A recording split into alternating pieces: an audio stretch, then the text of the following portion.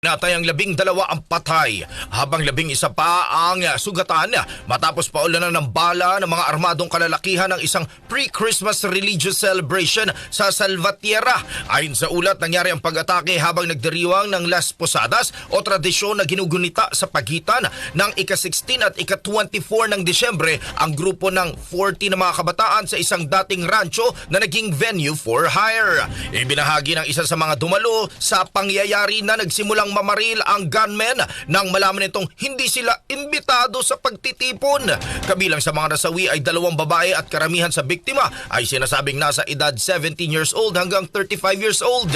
Samantala, hindi pa opisyal na pinangalanan ng mga biktima, ngunit iniulat ng lokal na pahayagan na kabilang isa sa miyembro ng Mexican music band na Dinastya Cornejo sa mga sugatan.